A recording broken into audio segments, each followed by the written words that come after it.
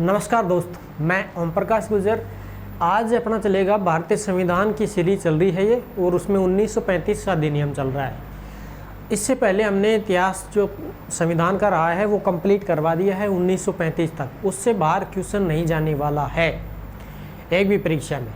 ये देखिए, इतना मजबूती के साथ मैंने करवाया आपको कि लगभग अबाउट समथिंग 80 से और 90% क्वेश्चन यहाँ से पुटअप होने वाले हैं, चाहे वो कोई भी परीक्षा हो सर, एनी वन, कोई भी परीक्षा। 80 से 90% मैटर यहाँ से मिलने वाला है आपको। पीछे मैंने करवा दिया है और पूरा का पूरा फैक्ट निचोड़ दे दिया है, एक एक चीज़ का निचोड़ दिया है। आज भी इसी प्रकार से इसी अधिनियम में ऐसा ही निचोड़ देने वाला हूँ 1935 का अधिनियम। तो निश्चिंत होकर के आप ये क्लास देखिए। ये क्लास लंबी होने वाली है, घंटे भर से ऊपर जाएगी ये, ठीक है। तो यानी कि एक एक पॉइंट को हम यहाँ पर कवर करने वाले हैं ताकि कोई छूट ना जाए। हमें ये डर लगा रहता है कि कोई परीक्षा में इस पॉइंट से पर्सन बन गया तो अगर हमने नहीं पढ़ा तो फिर वो छूट ना जाए। ऐसी भावना के साथ मैं आपको पढ़ा रहा हूँ। बाकी ये सारी की सारी जो वीडियोज़ हैं, यानी जो क्लासें हैं, ये सारी फ्री चल रही हैं इस चैनल के ऊपर। सारी फ्री करवा रहा हूँ मैं आपको कमला देवी इंस्टीट्यूट के ऊपर। तो इसको सब्सक्राइब कर लेना, और इसकी जो PDF है वो मैं टेलीग्राम के ऊपर डाल दूँगा, ठीक है। अब आप जो है इसकी जो PDF लेना चाहिए आप बाद में, तो उसको भी मैं टेलीग्राम के ऊपर डाल दूँगा PDF को, ठीक है। तो अभी मैंने पता नहीं क्या बोल दिया आपको, टेलीग्राम के ऊपर डाल दूँगा चलो कोई नहीं। आप देखो 1935 का अधिनियम चल रहा है ये। तो 1935 अधिनियम में हम सबसे पहले तो इसके बारे में थोड़ी सी डिस्कस कर लेते हैं। इसका मोटा मोटा इसका रिव्यू ले लेते हैं कि भाई ये जो है इसको क्या कहा जाता है, इसके अंदर कितनी धाराएं हैं, कितनी अनुसूचियां हैं, कितनी जो इसके भाग हैं, कौन सा भाग इम्पोर्टेंट है, कौन सी इसकी अनुसूची इम्पोर्टेंट है जो बार बार परीक्षा में पूछी जाती है। और आवाज़ को थोड़ा सा बढ़ा लेना, वॉल्यूम को इंक्रीज कर लेना, क्योंकि मैं थोड़ा धीरे बोलता हूँ। आवाज़ आ रही है नीचे तक? Yes, good. तो जो है इसका जो है वॉल्यूम को इंक्रीज कर लेना, ठीक है, बढ़ा लेना, प्लस कर लेना इसको। मैं थोड़ा धीरे बोलता हूँ तो प्रॉब्लम हो जाएगी। तो देखिए, इसको देखते हैं हम 1935 अधिनियम को देख लेते हैं। 1935 अधिनियम जो है इसको बोलते हैं क्या? निर्देशों का उपकरण। निर्देशों का उपकरण। अपना जो तरीका रहेगा ना वो पढ़ाने का, वो मैं आपको एक बात और बता देता हूँ। देखिए, आपके पास किताब होगी, किताब नहीं है तो मैं आपको बता दूंगा किताब कौन सी खरीदनी है आपको। सबसे बेस्ट किताब है। अब देखो, सबसे पहले तो आपको जो है तैयारी किस चीज़ की करनी है उसके ऊपर डिपेंड करता है। बाकी जो बेस्ट किताब है पॉलिटी की, वो आप सिविल की अगर करना चाह रहे हैं ना, सिविल की, अगर सिविल के ऊपर आपका फोकस है तो फिर एम लक्ष्मीकांत, ये बेस्ट किताब एम लक्ष्मीकांत, ठीक है। तो ये एम लक्ष्मीकांत जो है ये तो सिविल वालों के लिए है। बाकी जो वनडे एग्ज़ाम होते हैं ना, वनडे एग्ज़ाम, उनके लिए मैं आपको सजेस्ट करूँगा कि जो आप है एक किताब आती है, और उस किताब का नाम भी देखो, मैं ध्यान नहीं है अभी, उसको बोलते हैं ऐसे है उसका नाम, देखो,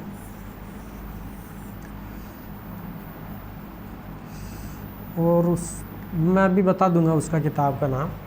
बेस्ट किताब है वो, वनडे एग्ज़ाम क्लियर करने के लिए बेस्ट होती है। बाकी सिविल वाली जो है ये तो एम लक्ष्मीकांत ये गुड है। बाकी इसके अलावा अगर आप एम लक्ष्मीकांत ना भी पढ़ना चाहें तो NCERT से भी आपका काम हो जाएगा। लेकिन NCERT में फैक्चुअल चीज़ें हैं, बाकी मेन चीज़ें हैं वो बस मोटी मोटी चीज़ें हैं। और हम यहाँ थोड़ा सा डीपली चलेंगे तो वो NCERT कवर नहीं कर पाएगी। NCERT में जो चीज़ें हैं वो तो हैं ही हैं, उनको तो हमने समेट दिया है सब जगह से। और बाकी जो बार बार पूछा जा रहा है ना, उसको ज़्यादा फोकस करके चल। मैं आपको बताता भी रहूँगा कि यहाँ से पर्सन बन सकता है, इसको टिक कर लीजिए, ठीक है, ये चल रहा है अपना। तो देखो यहाँ पर एक यार वो है लेखक का नाम भी है, ज्ञानवितान प्रकाशन आता है इसका एक। देखो मैं बता दूं आपको, यहाँ पर एक किताब आती है ज्ञानवितान प्रकाशन की, ज्ञानवितान प्रकाशन, इसकी एक किताब आती है। उस लेखक जो है ना, वो उसका नाम पता नहीं है मेरे को, वो इंस्पेक्टर है, वो वैसे उसको छापता है, नाम पता नहीं है मेरे को उसका, ये पब्लिकेशन का नाम याद है। तो ये ज्ञानवितान की आती है, भारत की भी आती है, राजस्थान की भी आती है, ठीक है, भारत और राजस्थान दोनों ही आती है। तो आप ये राजस्थान से हो तो राजस्थान को छोड़िए, केंद्र की चल रही है तो भारत की आप खरीद लीजिए, 1% बाहर नहीं जाएगा इससे, ठीक है। मैं ये नहीं पढ़ता हूँ, मैं तो ये नहीं पढ़ता, मैं मेरी अलग किताब पढ़ता हूँ वो, ठीक है। तो अब ये क्या है कि इसमें जो है ना, इसका मैटर भी वहाँ पर आ जाता है, तो वो फिर आपसे झिल नहीं पाएगी, वो हाई लेवल की है थोड़ी सी, और उसकी भाषा भी जो है टफ है, तो समझने में थोड़ा सा आपको दिक्कत आएगी। अब उसमें क्या है कि कई शब्द, अधिकतर शब्द ऐसे होते हैं जिनका जैसे निर्वचन कर दिया जाए, निर्वचन है, अंतर्ग्रहण, ये ऐसे काफ़ी ऐसे अधिकांश शब्द ऐसे आते हैं इसके अंदर जो मतलब संवैधानिक भाषा शैली में ही उसको डायरेक्ट लिख दिया जाता है। तो अब मैं उनको देखो, मैं पहले भी एक बैच निकाल चुका हूँ, तो मेरे को तो पता हो चुका है इन सारी शब्दों का कि इनको क्या कुछ कहा जाता है। अब देखो मैं सीधा पॉइंट के ऊपर चलता हूँ, आपको किताबों का बात हो चुकी है, किताबों की, निर्देशों का उपकरण इसको कहा जाता है। और निर्देशों का उपकरण जो अधिनियम है, इसको कौन से अधिनियम को कहा जाता है, 1935 अधिनियम को। अब देखिए इसके अंदर जो है ये पहले 1919 का अधिनियम आया था ना, उसमें द्वैध शासन की कल्पना की गई थी, यानी कि जो डायरकी सिस्टम होता है ना, वो कौन से अधिनियम में आया था, हमने पिछला अधिनियम, इसकी पृष्ठभूमि देखो 1935 अधिनियम क्यों आया, कैसे लॉन्च किया गया, इसकी मैंने पृष्ठभूमि बता दी है। उसमें सारे के सारे कारण आते हैं, जो रीजन्स हैं वो सारे पृष्ठभूमि के नाम से बना रखा है ना, क्लास जो पिछली वाली उसमें बता दिया है सब की सब, जो रीजन्स हैं ना उनको। अब वर्तमान में तो सिर्फ इसके ऊपर ही डिस्कस करेंगे, सीधा का सीधा कम टू द पॉइंट चलेंगे हम कि इसके अंदर क्या कुछ हुआ है, ठीक है। तो अब देखना 1919 की कुछ यथावत चीज़ें रही हैं जो सेम की सेम इसके अंदर डाल दी गई है। 1919 अधिनियम की कुछ चीज़ें हैं, 2 चीज़ें हैं, उनको इसके अंदर ऐसे के ऐसे शामिल किया गया, बदला उदल नहीं है, उनको उठा के सीधा यहीं चेप दिया। मैं कहने का मतलब है कॉपी पेस्ट किया गया। तो 1919 एक्ट की यथावत जो चीज़ें हैं ना, यथावत चीज़ें यानी कि ऐसे की ऐसी जो चीज़ें हैं, यथावत चीज़ें कौन कौन सी हैं, यथावत चीज़ें, अब इनको हम देखते हैं। देखो पहली जो चीज़ है वो तो है केंद्र सरकार का संविधान, केंद्र सरकार का संविधान, हम लिखाते भी चलेंगे और समझाते भी चलेंगे। तो ये पहली चीज़ हो गई केंद्र सरकार का संविधान, ये 1919 अधिनियम में भी था और इसमें भी इसी को ऐसे कैसे लॉन्च कर दिया गया। फिर है केंद्रीय विधायिका की कार्य और शक्तियाँ, केंद्रीय विधायिका, केंद्रीय विधायिका के कार्य और शक्तियाँ, ये कब तक चलेंगी, ये 1947 तक ऐसे कैसे चलेंगी, यानी कि आज़ादी तक ऐसे कैसे चल रही हैं। 1935 के अंदर ही है, ये 1919 की जो चीज़ है ना 2, ये आज़ादी तक चलती हैं 1935 अधिनियम के साथ, ठीक है। तो इन 2 चीज़ों के ऊपर आपको फोकस करना है। देखो बाकी जो केंद्रीय विधायिका है ये प्रथम अनुसूची का विषय है। अनुसूचियाँ कुल कितनी है अभी हम बात करते हैं, देखो इसकी अनुसूचियाँ भी बात करते हैं, इसकी जो धाराएं हैं उनको भी देखते हैं। इस अधिनियम में कुल कितने भाग हैं, 14 भाग हैं। तो 14 इसके अंदर भाग हैं, कुल भाग। और जो अनुसूची की बात करें, अनुसूची वो 10 है। बताओ अनुसूची कितनी है, 10। इसके अलावा अगर हम बात करें तो धारा कितनी है, धाराएं यानी कि अनुच्छेद बोलते हैं इनको। अनुच्छेद कितने हैं, अनुच्छेद है 321 टोटल, 10 इसके अनुसूची हो गई और 14 इसके भाग हो गए। तो ऐसे कुल मिलाकर के इस अधिनियम में ये सब कुछ सिस्टम है। ये 321 लिखना है इसको,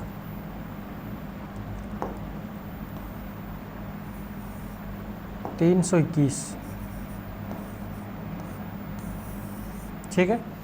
अब देखो आगे बढ़ते हैं इसकी जो मोस्ट तीन भाग हैं, तीनों भागों को देखते हैं। भाग नंबर जो 1 है ना, भाग नंबर 1, इनको मोस्ट कर लेना भाई। भाग 1 नहीं, भाग 5वां भाग जो है ये किससे संबंधित है? ये है विधायी संबंध। इसका 5वें भाग में क्या चलता है? विधायी संबंध। अब विधायी संबंध में इसकी जो धाराएं आती हैं वो धारा कौन कौन सी हैं? धारा की अगर बात करें तो धारा आ जाती है इसके अंदर 99 से और 121 तक इसकी धाराएं आ जाती हैं। विधायी संबंध कौन कौन सी चीज़ों का बता रहा है? ये चीज़ों का बता रहा है, जैसे कि संघ और प्रांतों का, संघ और प्रांतों के साथ विधायी संबंध। भाई संघ का कार्य क्या होगा, प्रांत का कार्य क्या होगा, तो ये सब किसके अंदर आ जाएंगे? ये विधायी संबंध के अंदर।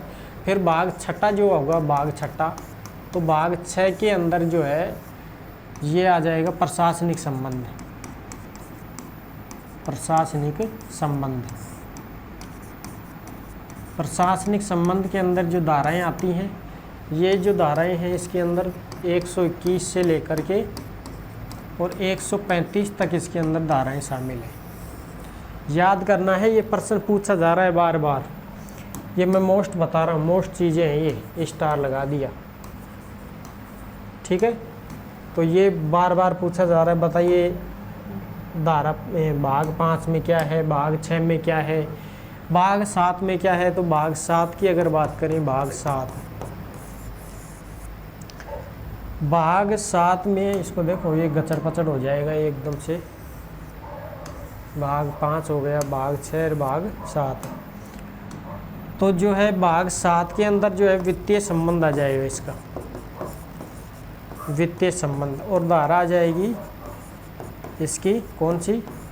136 से और 180 तक इसकी धाराएं हैं, ठीक है। तो ये इसको कुछ पॉइंटों में बांट दिया गया, हमने बांटा है।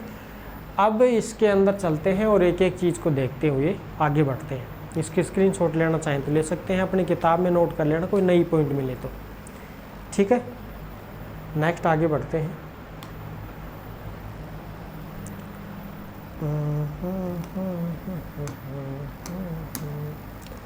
चलो नेक्स्ट आगे बढ़ते हैं और समझते हुए आगे चलते हैं। ये जो है ना अनुच्छेद, ये अधिनियम, इसके अंदर जो धारा 4 है, धारा 4 है ना इसकी, इस धारा 4 के अंदर जो है नियुक्ति किसकी की गई है? चीफ और कमांडर की नियुक्ति की गई है, धारा 4। तो धारा 4 के अंदर वारंट के द्वारा किसकी नियुक्ति की गई? वारंट के द्वारा ये जो ब्रिटिश सम्राट हुआ करता था, तो ब्रिटिश सम्राट नियुक्तियां किया करता था। जैसे कमांडर की नियुक्ति कर दी, गवर्नर जनरल की नियुक्ति कर दी। तो जो ब्रिटेन का सम्राट था ना, वो नियुक्त करके उसको भेजा करता था भारत के अंदर। तो भारत के अंदर जब ये आया ना, कौन है? कमांडर। तो ये तीनों सेनाओं का ही कमांडर हुआ करता था, इसकी नियुक्ति करते थे ना तब। तो वारंट द्वारा कमांडर इन चीफ की नियुक्ति, कमांडर इन चीफ की नियुक्ति, चीफ की नियुक्ति। अब ये धारा 4 की बात कर रहे हैं। फिर जैसे धारा 5 की अगर बात करें, मैं डायरेक्ट ऐसे लिख देता हूँ, धारा 5, धारा 4, ठीक है। तो धारा 5 के अंदर क्या कुछ दिया गया है उसको हम देख लेते हैं। धारा 5 में ये भारत संघ का गठन किया गया है। भारत संघ का मतलब होता है कि पहले जो ब्रिटिश भारत हुआ करता था, यहाँ से ले, ये देखो मैं आपको बना के दिखा देता हूँ भारत का नक्शा। इधर ऐसे ये जो है पूरा का पूरा जो क्षेत्र है,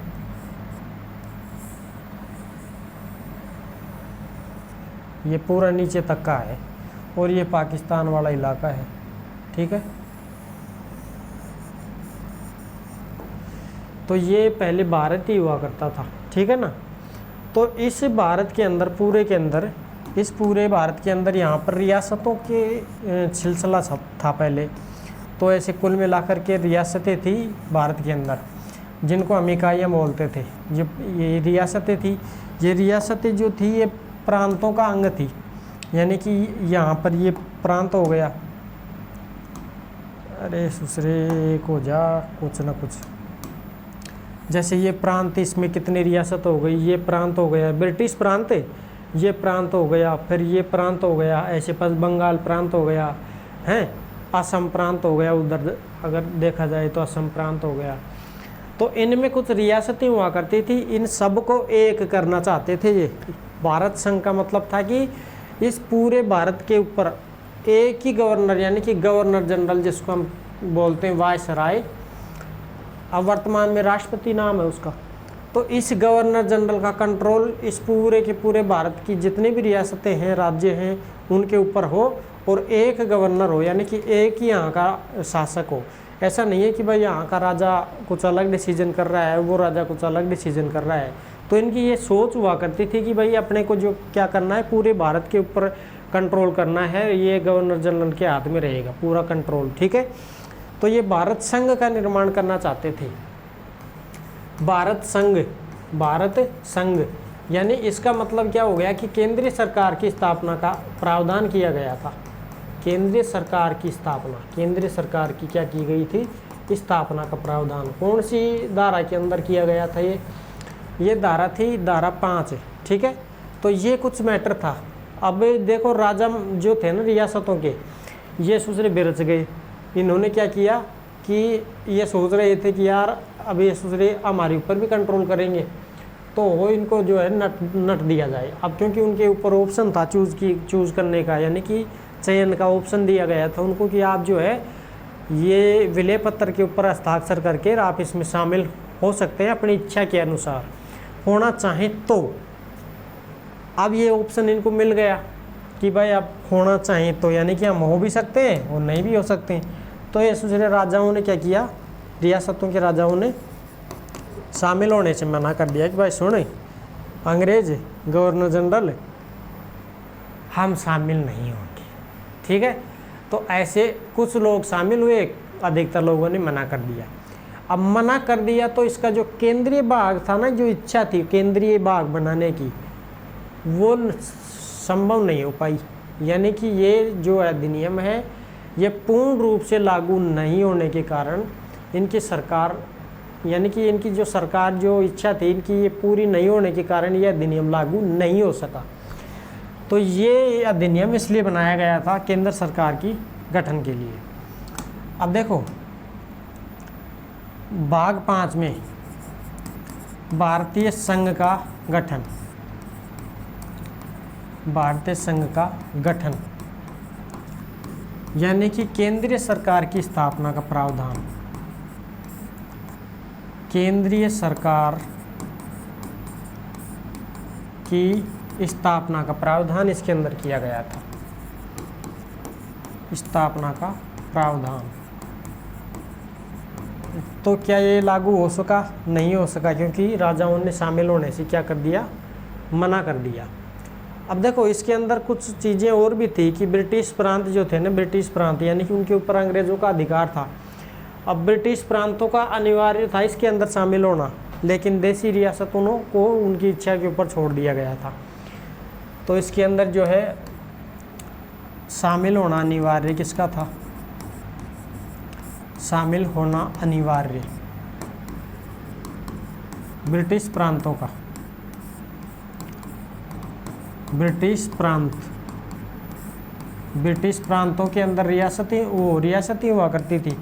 तो ब्रिटिश प्रांत जो हैं, अब सिस्टम क्या था इनका कि देखो ब्रिटिश प्रांत और रियासतें क्या थी, रियासतें कुछ क्षेत्रों में अपना स्वतंत्र हिस्सा कायम कर रखा था रियासतों ने। देखो मैं बता दूं आपको यहाँ पर, अब ये राजस्थान के रजवाड़े हैं, यहाँ पर ये जो इलाका है ना ये वाला, यहाँ पर पूरा अंग्रेज़ों की कंपनी स्थापित थी, ईस्ट इंडिया कंपनी, ठीक है। इधर जो है यहाँ रियासतें थी, ये रियासत थी, ठीक है। इधर भी रियासतें हुआ करती थी। ये यहाँ फिर नीचे आप गुजरात की साइड में जाओगे ईस्ट इंडिया कंपनी है, फिर नीचे जाओगे फिर ईस्ट इंडिया कंपनी है। तो ये रियासतें हुआ करती हैं ना, तो इन रियासतों का सिस्टम अलग था और ये थे ब्रिटिश प्रांत। इनको क्या बोलते थे, ब्रिटिश प्रांत। ये ब्रिटिश प्रांत हुआ करते थे, ठीक है। यहाँ पर नीचे आप जाएंगे तो ये उत्तरी, ये नीचे जाएंगे दक्षिणी पश्चिमी कोरोमंडल जो तट है, जिनको हम सरकार तट बोलते हैं, इनके ऊपर भी किसका अधिकार था, ब्रिटिश अधिकार, यानी कि ब्रिटिश ईस्ट इंडिया कंपनी का अधिकार था। तो ये ब्रिटिश प्रांत हुआ करते थे। और जो है ये बाकी के जो इलाके हुआ करते थे, इनको क्या बोलते थे हम, इनको बोलते थे रियासतें, ठीक है। तो ये रियासतों का सिस्टम अलग था, प्रांतों का सिस्टम अलग था। वहाँ पे इसलिए मैंने आपको बताया था, उसमें आपको उकल चुकल कर दिया होगा समझाने में। तो यहाँ पर देखना आप, ये सिस्टम था इनका। तो ब्रिटिश प्रांतों का तो इसमें शामिल होना अनिवार्य था, लेकिन रियासतें जो थी इनको क्या किया गया, स्वैच्छिक यानी कि इच्छा के ऊपर निर्भर छोड़ दिया गया है कि आपकी इच्छा हो तो शामिल हो जाना, नहीं हो मना कर देना, ठीक। तो शामिल होना अनिवार्य ब्रिटिश प्रांतों का था। और ऐच्छिक किसको रखा गया, ऐच्छिक रियासतें, रियासतें क्या थी, ऐच्छिक, शामिल होने के लिए। अगर इच्छा हो तो हो जाना, नहीं हो तो मत होना, यानी कि instrument of accession, instrument of accession, यानी कि इसका मतलब क्या है कि विलय पत्र होगा एक, उसके ऊपर आपको साइन करना है। और उस क्या हो, या विलय पत्र इसी को बोलते हैं सहमति पत्र। क्या आप सहमत हैं भारत संघ में शामिल होने के लिए, सहमति पत्र भी इसी को बोलते हैं, ठीक है। तो ये instrument of accession of instrument बोलते हैं इसको। इसके अंदर शामिल होने के लिए, यानी कि इस पे साइन करके शामिल हो सकते हैं भारत संघ के अंदर। ये इच्छा के ऊपर था। इच्छा किसको दी गई थी, ऐसी इच्छा रियासतों को दी गई थी कि रियासत के राजा जो हैं ये ऐसे शामिल हो सकते हैं। तो ये था भाग 5। अब इसके अंदर एक पॉइंट और नोट कर लेना, क्योंकि ब्रिटिश प्रांतों के अधिकार एक जैसे होते, लेकिन रियासतों के अधिकार क्या होते, अलग अलग होते। यानी कि इनके जो कानून, नियम कानून है, ये रियासतों के अलग होते, ब्रिटिश प्रांतों के अलग होते। तो इस पॉइंट को भी आपको नोट करना है यहाँ पर। ब्रिटिश प्रांतों के कानून तो एक समान होते, ब्रिटिश प्रांतों के अधिकार एक समान होते,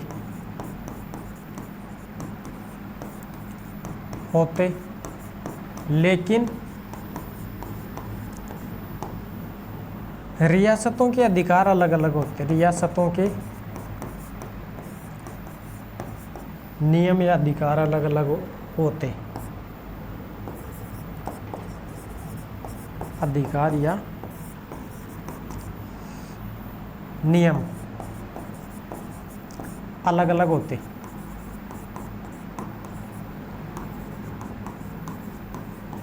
इनको हम शक्तियाँ भी बोल सकते हैं, यानी कि इनकी शक्ति अलग होती, इनकी शक्ति अलग होती। तो ये शक्तियाँ भी थी, यानी कि इनकी जो है, इनको हम शक्तियाँ बोल सकते हैं। ब्रिटिश प्रांतों के पास अलग शक्ति होती, रियासत के राजाओं के पास अलग शक्ति होती। तो ऐसे कुछ ये गड़बड़ा जाता फिर, इसलिए इन्होंने क्या कर दिया, रियासतों ने मना कर दिया कि बस जो है ना, तुम सुसरी दादागिरी करोगे फिर हमारे ऊपर, इसलिए हम स्वतंत्र ही रहना चाहेंगे, हम किसी के बाप के गुलाम नहीं हैं। किसने कहा, राजाओं ने जवाब दे दिए। अब इसको आप नोट डाउन कर लेना, स्क्रीनशॉट लेना चाहें तो ले सकते हैं, मैं आगे बढ़ूँगा, ठीक है। अब देखो इसके अलावा और क्या हुआ था। धारा 9 की अगर बात करें, धारा 9 के अंदर जो गवर्नर जनरल हुआ करता था ना, इसकी कुछ शक्तियां थी, यानी कि ये काम अगर करवाना है इसको तो यहाँ पर मंत्री परिषद में मंत्रियों की नियुक्ति करना ज़रूरी था। अब ये इसके पास में देखो, और भी मैं आपको बताऊं तो गवर्नर जनरल प्लस एक थी मंत्री परिषद, इसके अलावा एक थी गवर्नर जनरल प्लस कार्यकारिणी।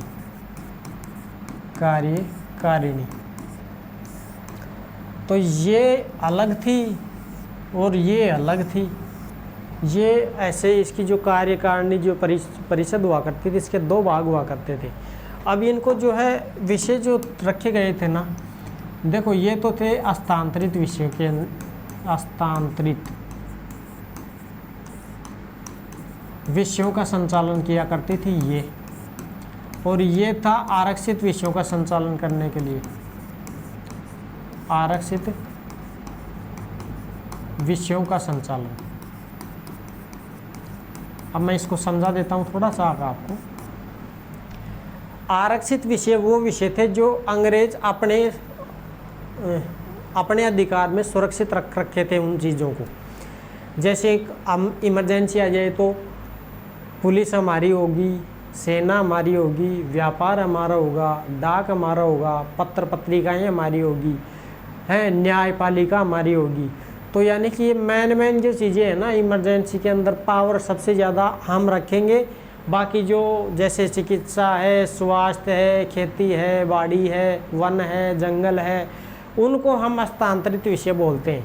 यानी कि वो मंत्रियों को हस्तांतरित कर दिया जाता था विभाग, कि भाई ये विभाग तू वन विभाग तेरे को दे दिया, अब मंत्री किसी और को बना देगा वो, तो वो हस्तांतरित हो गया विषय किसी मंत्री को, कि अब इसका जो मंत्री है ना वन विभाग का, ये फला व्यक्ति होगा।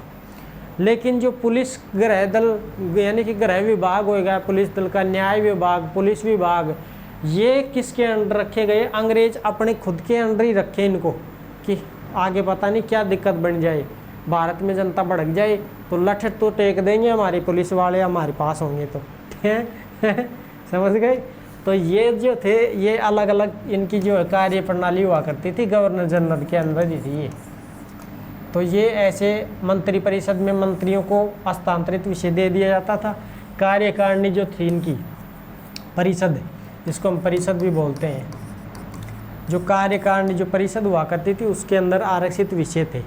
ठीक है, तो ये मैंने आपको समझाने के लिए बोला है कि हाँ अब आपको समझ में आ जाएगा कि मंत्री परिषद के मंत्री जो थे ना उसकी नियुक्ति धारा 9 में होगी। अब मंत्री परिषद के मंत्रियों की नियुक्ति क्या होगी? धारा 9 में हो जाएगी। ठीक है, अब देखो मैं आपको थोड़ा सा और स्पष्ट कर देता हूँ। यहाँ पर गवर्नर जनरल के कार्यों को संपादित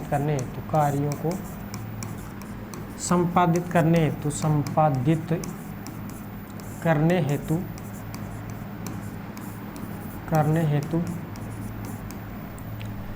मंत्री परिषद के मंत्रियों की मंत्री परिषद जरूरी, और अधिकतम सदस्य मंत्री के, यानी कि अधिकतम मंत्री कितने हो सकते हैं? अधिकतम मंत्री 10 हो सकते हैं इसके अंदर। ठीक है, तो ये धारा 9 के अंदर इसका प्रावधान था। अब हम बात कर लेते हैं धारा 10 की। धारा 10 में क्या था? देखो धारा 10 की बात करें, धारा 10(1) इन मंत्रियों को जो कार्य दिया गया था नियुक्ति का, यानी कि कार्य दिया गया था कि अधिकतम मंत्री कितने होंगे? 10 होंगे। और कार्यों को संपादित करने के लिए क्या थी? एक मंत्री परिषद। मंत्रियों की गवर्नर जनरल द्वारा जी का अर्थ होता है गवर्नर जनरल, जी गवर्नर जनरल। ठीक है, शॉर्ट रूप से लिख रहा हूँ मैं इसको, जी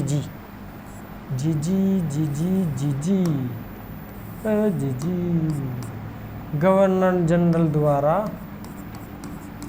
मंत्रियों की नियुक्ति और शपथ का प्रावधान किसमें था?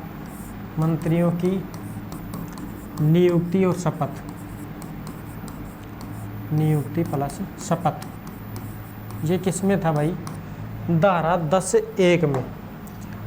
अब डायरेक्ट धारा 11(1), धारा 11(1) इसको देखिए, बस ये 10(2) नहीं है, 10(1) ही है। मोस्ट चीज़ है ना, वो लिखवा रहा हूँ मैं। देखिए धारा जो 11(1) है, उस 11(1) के अंदर जो हस्तांतरित विषय थे, उसके अलावा मैंने बताया था आपको आरक्षित विषय। अभी थोड़ी देर पहले मैंने आपको क्या बताया था, मिटा दिया था क्या? अभी थोड़ी देर पहले मैंने आपको समझाने के लिए बताया था आरक्षित विषय और हस्तांतरित विषय। तो रक्षा, व्यापार, धार्मिक मामले हैं, और ये व्यावसायिक व्यापारिक मामले, और जो है विदेशी मामले, ये सब किसके अंडर थे? आरक्षित विषयों के अंडर थे। यानी कि इनको गवर्नर जनरल खुद अपने विवेक से देखेगा इन चीज़ों को। तो ये 11(1) के अंदर थे ये, जैसे रक्षा, धार्मिक मामले,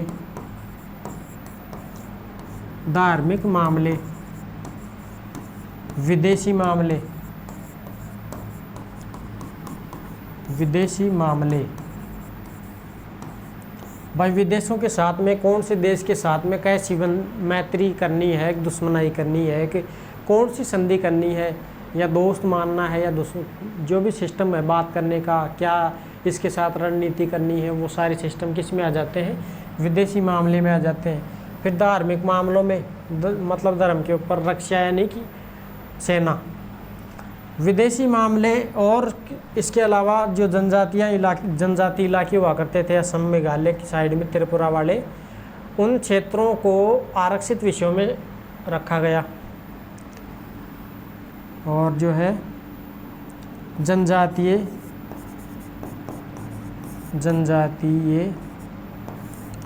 आरक्षित क्षेत्र, जनजातीय संरक्षित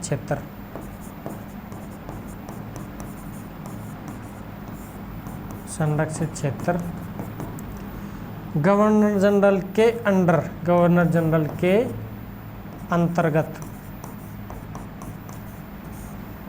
आरक्षित विषयों में शामिल किए गए। किसमें? आरक्षित विषयों में, आरक्षित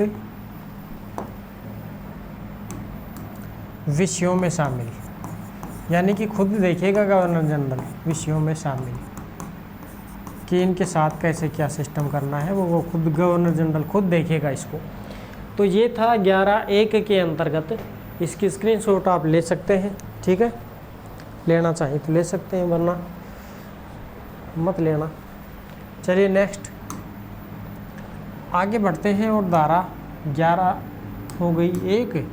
अब ले लेते हैं धारा 11(2), धारा 11(2). इसके अंदर देखो क्या था, अभी जो मैंने बताया आपको, ये वाले 11(1) के अंदर रक्षा, धार्मिक मामले, विदेशी मामले, व्यापार,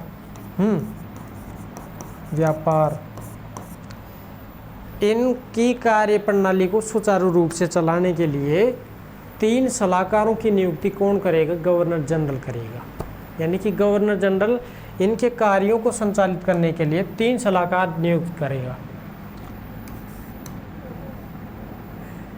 इन कार्यों को, मतलब पिछले वाले, इन कार्यों को संचालित हेतु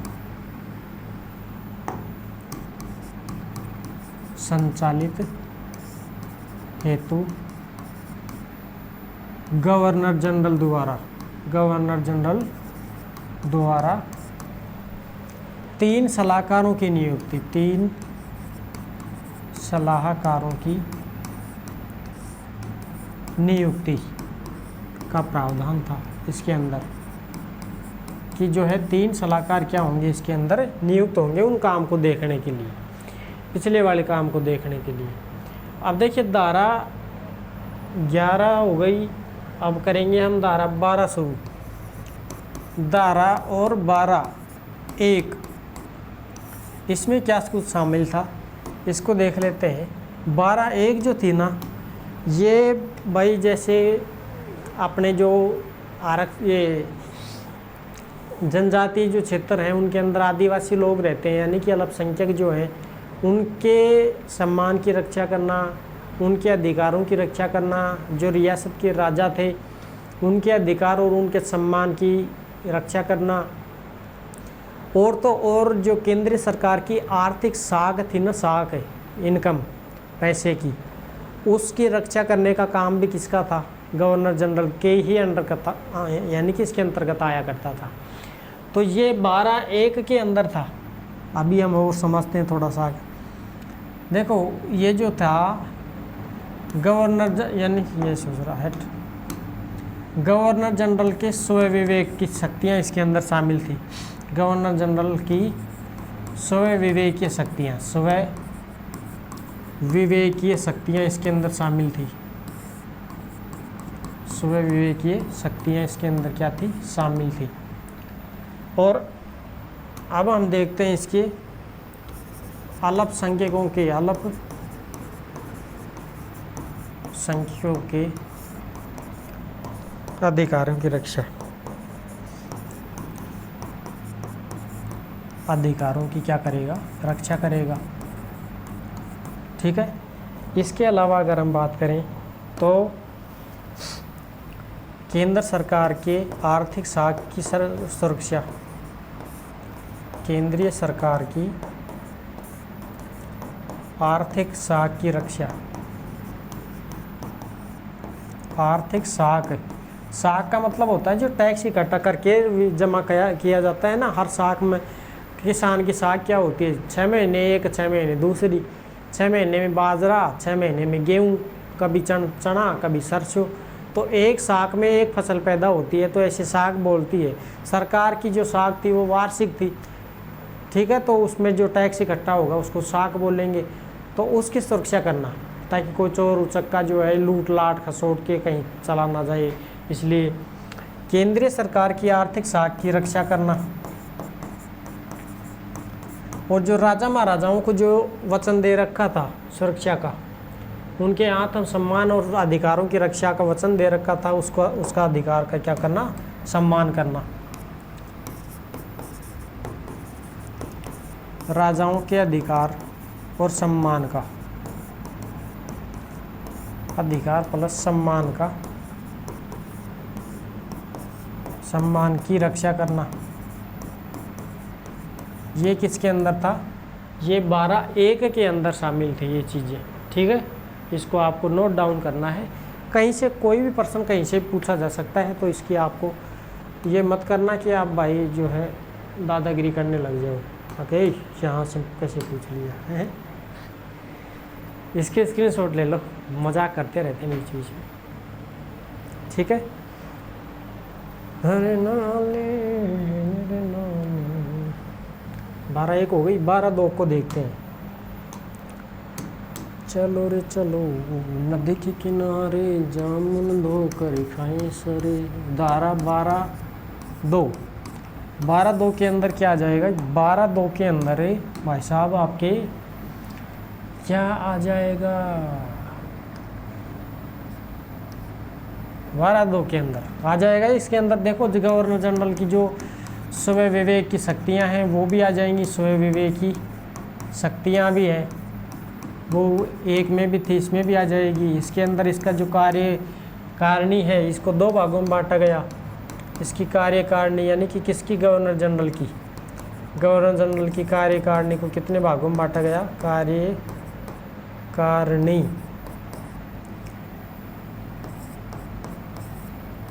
को 2 भागों में बांटा गया, 2 भागों में विभाजित किया गया। ठीक, अब ये 2 भागों में विभाजित हुई कौन कौन सी? मैंने अभी थोड़ी देर पहले बताया था, आपको याद हो तो।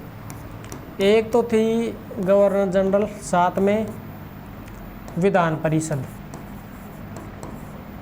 है, विधान मंत्री परिषद, मंत्री परिषद, मंत्री परिषद पहली तो थी ये। फिर इसकी जो दूसरी थी ना वो कौन सी थी? एक तो गवर्नर जनरल खुद, इसके साथ में कार्यकारिणी, कार्यकारिणी इसी को बोलते हैं क्या? इसी को बोलते हैं हम परिषद। ठीक है, तो ये जो मैंने बताया आपको हस्तांतरित विषय किसके अंदर थे? इसके अंदर हस्तांतरित विषय इसके अंदर शामिल थे। इसके अंदर कौन से थे? आरक्षित विषय, आरक्षित विषय इसके अंदर शामिल थे। ठीक है, अब देखो हम अनुसूचियों की बात कर लेंगे थोड़ी देर में। 12(2) हो गया ये, इसको आपको नोट डाउन कर लेना। अगले पेज में हम बढ़ेंगे आगे, देख लो आए हुए हैं सभी, तो आप ये मत समझना कि ये वैसे ही हैं, सारे पूछ लिए गए परीक्षा के अंदर। आगे बढ़ते हैं नेक्स्ट। अब हम देखते हैं अगले पड़ाव की ओर चलते हैं और देखते हैं इसके अंदर सीधे के सीधे कूच करेंगे हम डायरेक्ट पॉइंटों के ऊपर। देखो धाराएं हो गई ख़त्म, अभी हुई नहीं है और भी चलेंगे आगे। फ़िलहाल तो मैं आपको इकठारी धाराएं लिखवा रहा हूँ। इकठारी मतलब ये इकठारी धाराएं क्या थी भाई? धारा 5, 4, 5 है, 9 है, 10, 11, 12 ऐसा लिखवाने से पता है क्या होता है? ये एक साथ याद हो जाती हैं धाराएं। एक साथ जब लिखते हैं ना तो ये क्या हो जाती हैं? धाराएं सारी याद हो जाती हैं। इसलिए भाई जैसे मैंने बोला, जैसे मैंने क्या बोला, जैसे मैंने बोला अब ये लिखवा रहा हूँ आपको कि भारत संघ का केंद्रीय यानी कि इस अधिनियम का केंद्रीय भाग, इस एक्ट का केंद्रीय भाग क्या नहीं हो सका? लागू नहीं हो सका, लागू नहीं हो सका। क्यों? कौन सा? और देखो एक लागू हो गया था, एक छोटा सा भाग इसका लागू कौन सा हुआ? केवल न्यायपालिका, यानी कि न्यायपालिका को छोड़कर, न्यायपालिका को छोड़कर। न्यायपालिका तो स्थापित कर दी गई थी। अब ये क्यों नहीं हो सका? क्योंकि देशी राज्यों, देशी रियासतों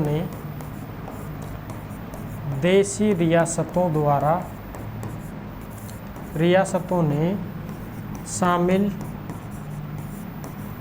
होने से मना कर दिया। होने से क्या कर दिया? मना कर दिया।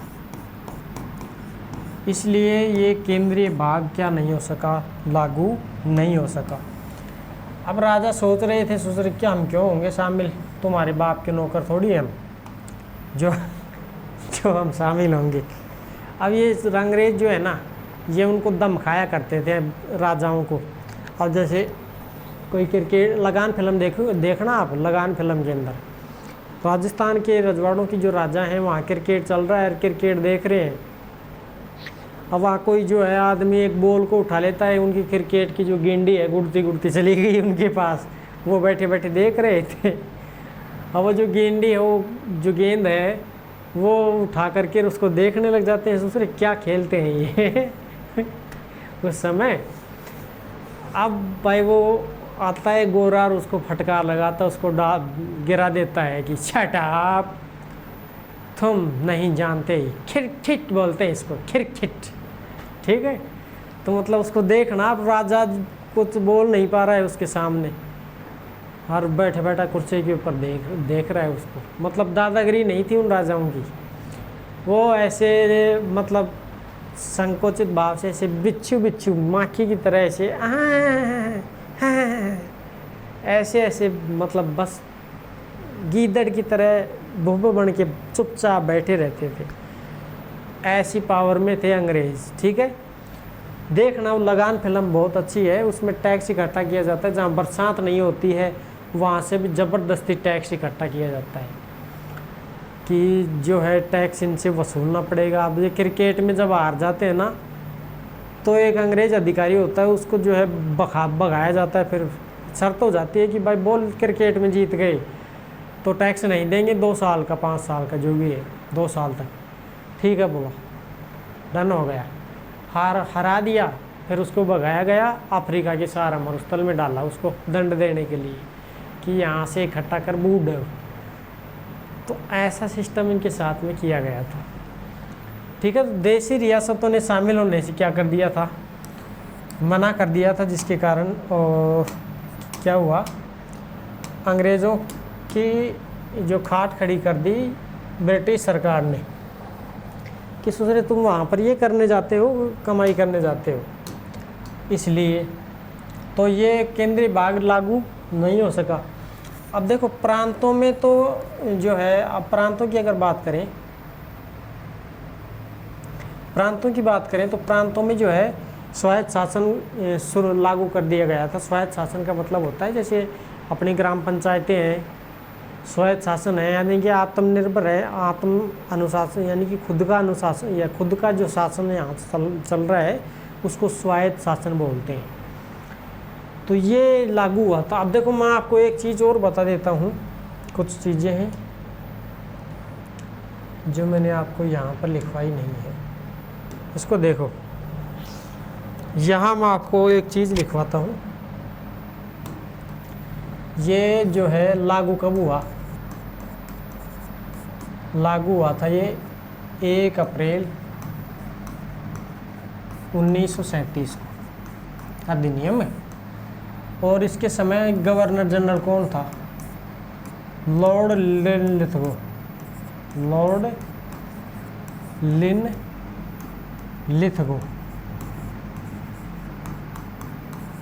इसके समय गवर्नर जनरल था ये।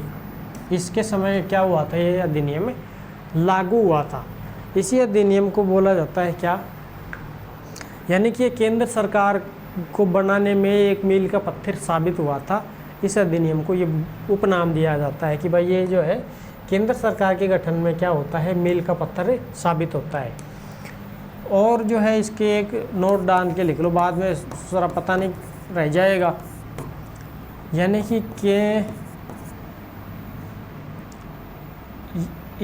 यह एक्ट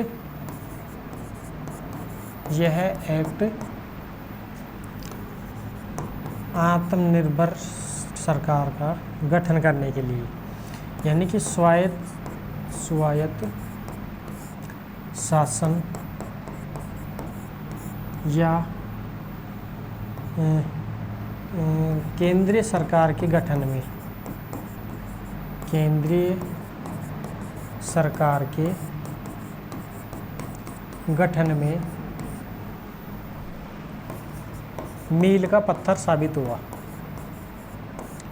मील का पत्थर साबित हुआ।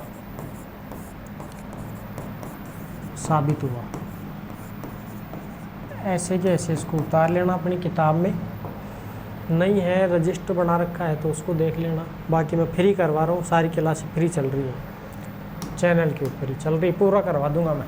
ऐसे ही धीरे धीरे करके पूरा कर देंगे। देखो ये रियासत ने शामिल होने से क्या कर दिया, मना कर दिया। इसके बाद में जो है धारा 104 में केंद्र या संघ की अवशिष्ट शक्तियाँ, संघ की अवशिष्ट शक्तियाँ किसके अंदर थी, अवशिष्ट शक्तियाँ गवर्नर जनरल में निहित, गवर्नर जनरल में निहित। और राजस्थान के राजाओं की यानी कि राज्यों के राजाओं की, रियासत के राजाओं की शक्तियाँ किस में थी, ये इसमें 104 में नहीं है, ये अलग से लिखवा रहा हूँ मैं। रियासत के राजाओं की रियासतों की अवशिष्ट शक्तियाँ राजाओं में निहित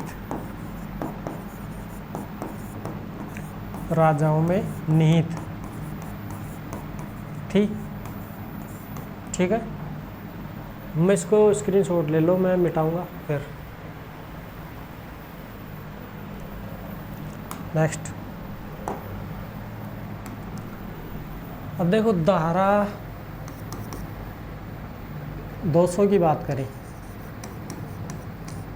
धारा 200 में हुआ क्या, बाका तीखा हो गया कि यहाँ लिखते हैं धारा 201।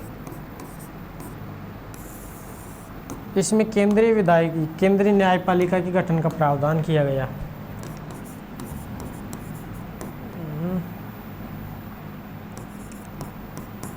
केंद्रीय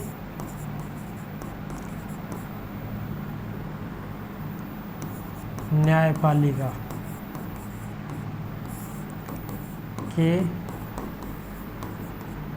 गठन का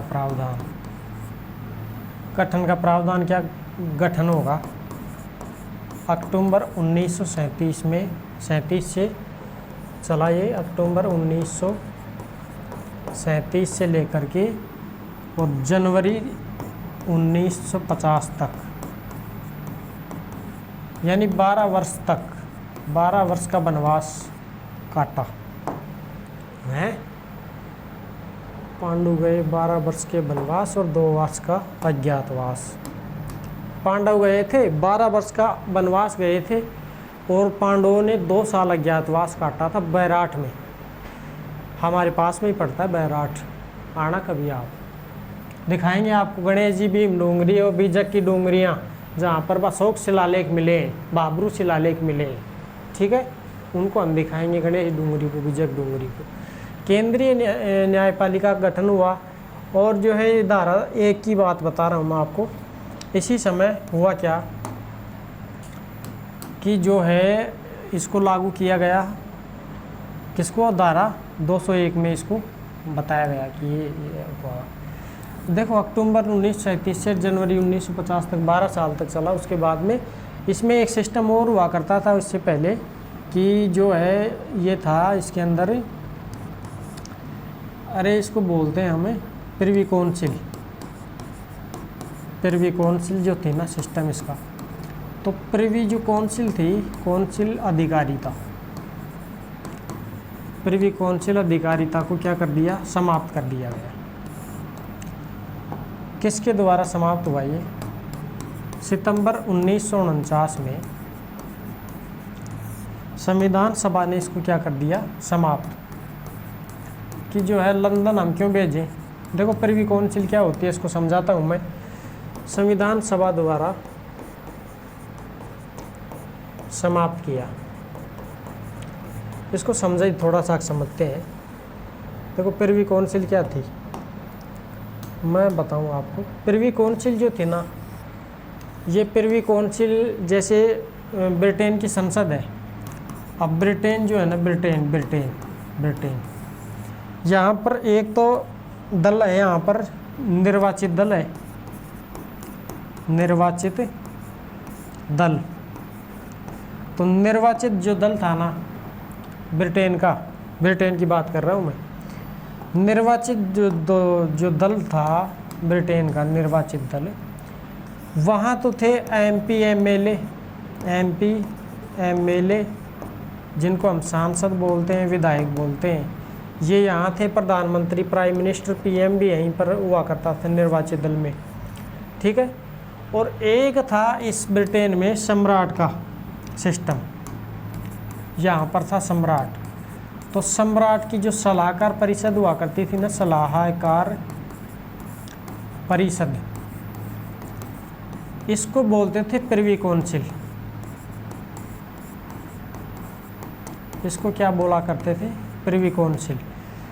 जो कुछ फैसले सुप्रीम कोर्ट भारत के अंदर लिया करता था अंग्रेज़ों के ज़माने में, अंग्रेज़ों के समय में, अंग्रेज़ों के ज़माने का जेलर हूँ मैं।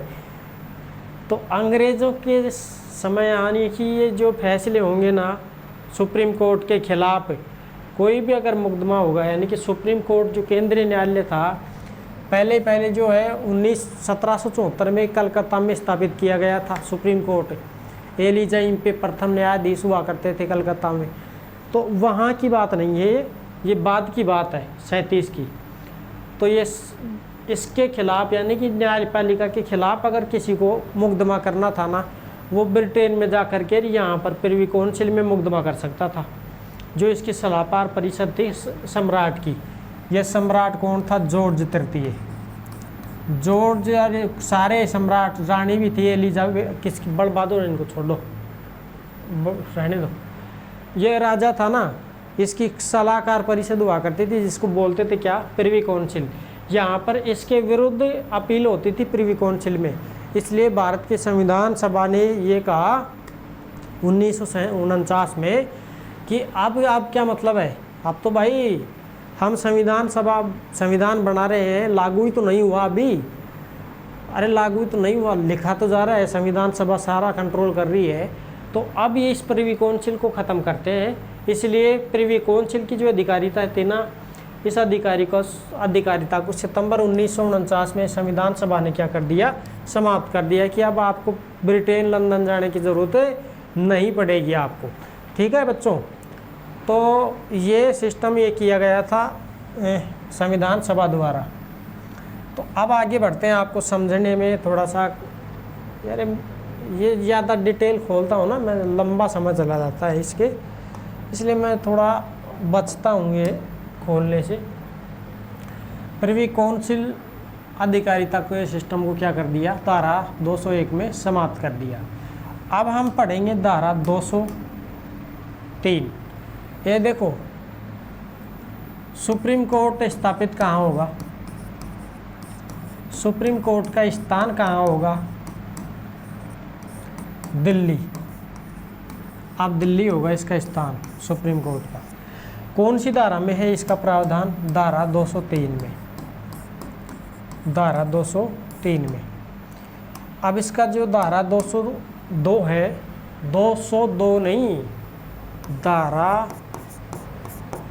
200 पूरी और पॉइंट में 2, तो ये धारा 202 है। इसके अंदर जो है न्यायपालिका के न्यायाधीश, न्यायपालिका के न्यायाधीश प्रथम कौन थे? Sir Maurice Gwyer. लिखते जाना इसको, सर मॉरिस गवेयर।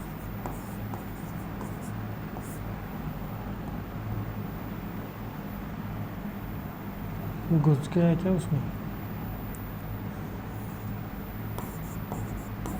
सर मॉरिस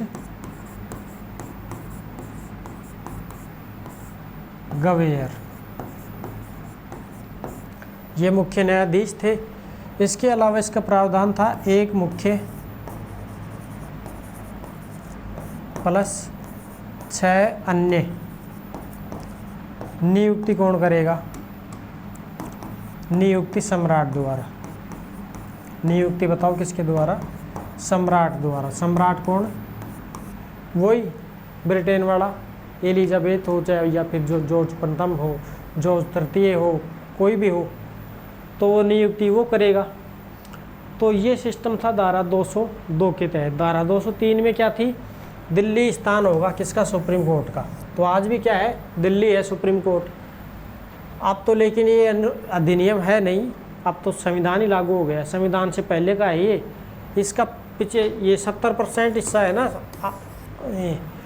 अनुच्छेद, ये अधिनियम 1935 का 70% मैटर है ना, ये संविधान में ले लिया गया था। इसलिए इसको क्या बोला गया? 1935 को मिनी संविधान बोला गया। इसको हम यहाँ भी लिख सकते हैं, इसको हम संविधान का ब्लू प्रिंट भी बोलते हैं। बताओ क्या बोलेंगे इसको? संविधान का ब्लूप्रिंट, संविधान का ब्लूप्रिंट, ठीक है। तो ये इसका उपनाम है। तो अब कितनी लंबी रह गई, हो गई है, देख लेते हैं। चलो 1 घंटे की हो गई, ये लगभग जाएगी आपकी 2 घंटे की समथिंग। तो अभी अब फिलहाल के लिए रोकते हैं, आधी हुई है अभी तो, ठीक है। तो फिलहाल ये पार्ट बना दूंगा मैं इसका। धारा ये 200 यहाँ पर देख लेना आप, धारा 202 हो गई। अब इसका मैं पार्ट बना दूंगा आगे, अब क्योंकि 2 घंटे की हो जाएगी तो फिर ये दिक्कत कर देगी। दिक्कत तो क्या, अभी फर्स्ट ही है ये, मतलब अभी मतलब सदस्य इतने जुड़े नहीं हैं उससे, फिर देखने वाले भी नहीं है। फिर बाद में कमेंट करेंगे लोग, सर आप मैराथन चलाइए, तो फिर मैराथन 10 घंटे की चलाऊंगा, फिर मैं इससे नीचे नहीं चलाऊंगा। मैं पूरी 10 घंटे लगातार सुबह से शाम तक आर पार चलाऊंगा मैं 10 घंटे, ठीक है। तो फिर देखो अभी सदस्य अपने इतने हैं नहीं, तो अभी 1 घंटे भर की ठीक है। इसका मैं अगला भाग बना दूंगा। अभी इसको पूरा कर देता हूँ मैं इसको यहाँ से, फिर और चलो मैं या तो इसी में सलटा दूंगा। अभी देखते हूँ, देखता हूँ आगे देखते हैं। देखो इसमें धारा 202 में क्या किया मैंने आपको 202 में इसकी नियुक्ति सम्राट के द्वारा होगी। अच्छा ठीक है। अब देखो स्वतंत्र जो न्यायालय था, फेडरेशन कोर्ट भारत का यानी स्वतंत्र भारत का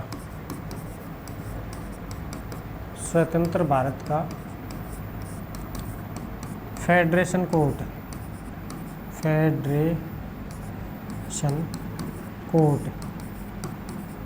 का प्रथम न्यायाधीश कौन था? प्रथम न्यायाधीश, तो इसका जो प्रथम न्यायाधीश था ना, ये प्रथम न्यायाधीश कौन था? हीरालाल जे किशनदास कानिया, H.J. कानिया। तो ये था इसका प्रथम न्यायाधीश, ठीक है। किसका? स्वतंत्र भारत में, यानी कि जब संविधान आज़ादी मिली थी ना भारत को, उस समय स्वतंत्र भारत का प्रथम न्यायाधीश कौन था? हीरालाल जे किशनदास कानिया, H.J. कानिया। इसके अलावा और हम बात करें तो देखिए, प्रांतों में द्वैत शासन समाप्त करके, प्रांतों में पहले तो स्वायत्त शासन लागू कर दिया गया। प्रांतों में स्वायत्त शासन लागू कर दिया गया, स्वायत्त शासन लागू।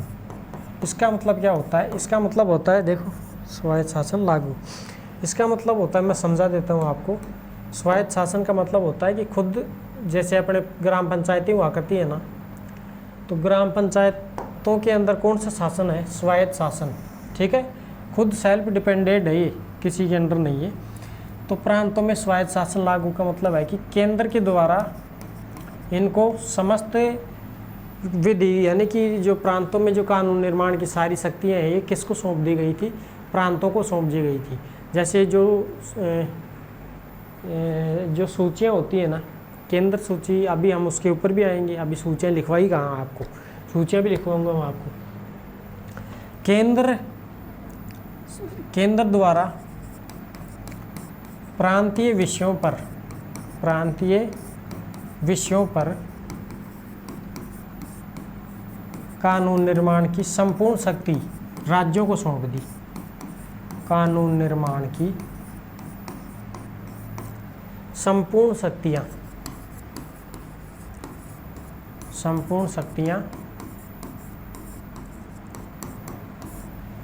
किसको सौंप दी? प्रांतों को सौंप दी गई। प्रांतों को सौंप दी गई।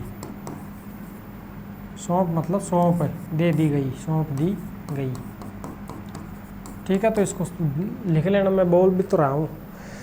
अरे क्या हो गया कान में।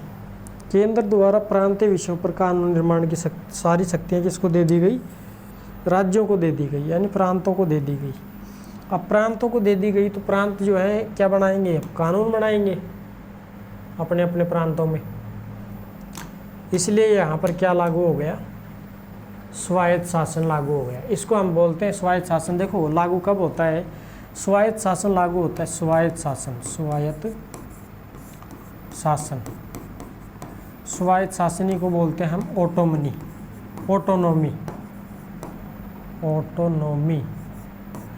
ये लागू हुआ था 1 अप्रैल 1937 इसी के साथ में, 1 अप्रैल 1937 को लागू हो गया था ये स्वायत्त शासन प्रांतों में। और जो है केंद्र में द्वैत शासन को समाप्त कर दिया गया। इसको मैं स्क्रीनशॉट ले लो, आप बंद करूँगा, वो चालू करो अगला, अरे अगली स्लाइड चलाऊँगा, अगले इसको स्क्रीनशॉट लो। चलो नेक्स्ट आगे देखो। केंद्र में द्वैत शासन, प्रांतों में द्वैत शासन समाप्त करके केंद्र में लागू कर दिया गया। प्रांतों में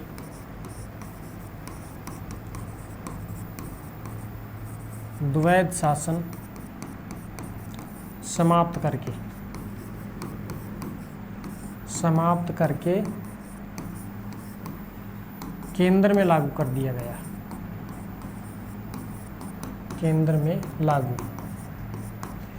अब देखो प्रांतों का सिस्टम पहले चला था, 1919 का सिस्टम है ये, प्रांतों में द्वैत शासन। ये चला था एक्ट 1919 में, यानी कि डायर की सिस्टम जब चला था, डायर की सिस्टम, इस डायर के सिस्टम के साथ ही ये लॉन्च किया गया था 1919 में। और इसको क्या कर दिया गया, समाप्त कर दिया गया डायर की सिस्टम को। और जो है केंद्र में इसको लागू कर दिया गया, लेकिन ये क्या नहीं हो सका, लागू नहीं हो सका, क्योंकि वही राजा महाराजा जुड़े नहीं, केंद्र बना नहीं, संघ बना नहीं, और ये ढह गया। फिर नेक्स्ट आगे जो है 1937 की अगर बात करें तो इसी समय क्या हुए थे, चुनाव हुए थे, चुनाव तो हुए ही थे। इसके अलावा 1-2 पॉइंट और लिखवा देता हूँ मैं आपको इसमें अलग से, यानी कि सिलेबस में ही चल रहा है ये, आपके सिलेबस जो पॉलिटी वाला चल रहा है ना, उसमें ही चल रहा है ये। तो जो है मैं पानी पी लेता हूँ थोड़ा सा, गला सूख गया बीच में।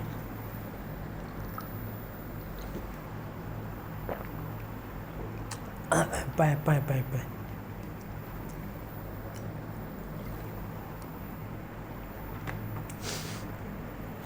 चलो आगे देखते हैं।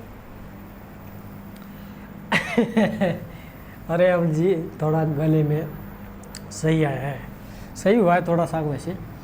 देखो 1937 में क्या हुए कि आम चुनाव हुए थे, तो इस समय जो सिस्टम चला था प्रांतों में द्वैत शासन समाप्त करके केंद्र में लागू कर दिया गया।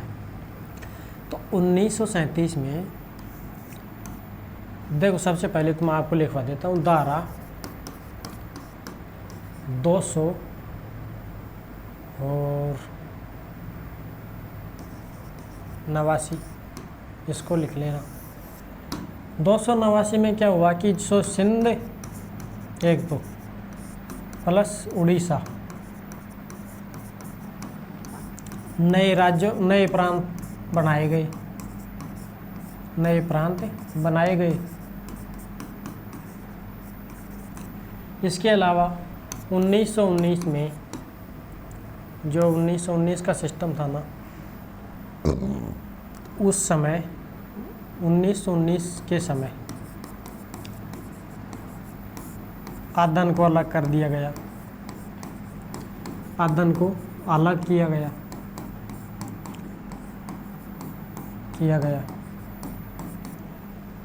फिर इसके अलावा अगर हम बात करें जो अलग होने वाले हैं, और बस आदन को अलग हो गया, आदन। फिर धारा 46(2) के अनुसार बर्मा को भारत से अलग किया गया, बर्मा को भारत से अलग किया गया, अलग किया गया। फिर इसके अलावा एक पॉइंट और लिख लो आप,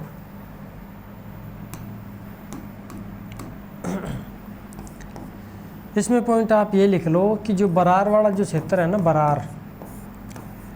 बरार को निजाम से स्वतंत्र करके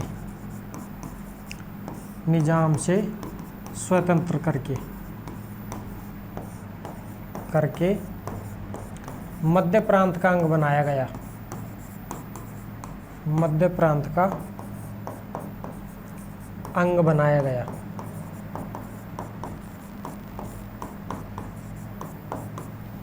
ये खाली 289 यही है, सिंध और उड़ीसा नए प्रांत बनाए गए थे, ठीक है। और ये नए प्रांत जो बने थे ये मुस्लिम लीग की मांग पर बनाए गए थे। ये किसकी लीग पर? मुस्लिम लीग की मांग पर हो रहा था ये सिस्टम, ये वाला, ठीक है। अब ये अदन जो है, अदन है, ये अदन को अलग किया गया। फिर ये धारा 46(2) के अनुसार बर्मा को भारत से क्या कर दिया गया? अलग कर दिया गया। और भारत और बर्मा का जो है एक ही भारत सचिव नियुक्त किया गया, जिसको बोला गया भारत बर्मा सचिव। भारत बर्मा सचिव की नियुक्ति कर दी गई। भारत सचिव को हटा करके भारत बर्मा सचिव को क्या कर दिया गया? लागू कर दिया गया इस पद को। अब भारत का शासन भी यही देखेगा और बर्मा का शासन भी क्या करेगा? यही देखेगा, एक ही सचिव देखेगा दोनों के लिए। तो इसको जो है आप जो है क्या करें, स्क्रीनशॉट ले लीजिए। फिर अभी और पढ़ेंगे इसमें थोड़ा सा और देख लेते हैं, आगे बढ़ते हैं हम। स्क्रीनशॉट ले करके आगे और देखते हैं। देखो ये सारे सिस्टम हो ही गए। इसके अलावा अगर हम बात करें तो 1937 की बात करें, 1937 में, तो 1937 में 11 प्रांतों में चुनाव हुए। नहीं, 11 प्रांतों में क्या किया गया? चुनाव तो होंगे, 37 में भी होंगे। और 1937 में 11 प्रांत जो थे ना, उन 11 प्रांतों के अंदर द्विसदनीय विधानसभा की स्थापना की गई। विधानसभा की स्थापना की गई। और जो 6 प्रांत थे, इसके 6 प्रांतों में द्विसदनात्मक व्यवस्था लागू किया गया। जो 6 सदन थे ना, जो 6 प्रांत थे, 6 प्रांतों में क्या कर दिया गया? 6 प्रांतों में द्विसदनीय यानी कि 2 सदन, द्विसदनीय व्यवस्था लागू। अब 2 सदन कौन कौन से प्रांत हैं उनमें लागू की गई, उसको हम देखते हैं। देखो पहला जो राज्य है उसकी अगर बात करें तो पहला अंतिम कुछ नहीं है। 2 सदन जो व्यवस्था है वो ये 6 प्रांत जो थे ना, 6 प्रांत थे, इनके नाम है सबसे पहले तो बंगाल के अलावा बिहार के अलावा मुंबई। पहले मुंबई नाम था इसका, मुंबई नहीं था, मुंबई नाम था। मुंबई के अलावा संयुक्त प्रांत,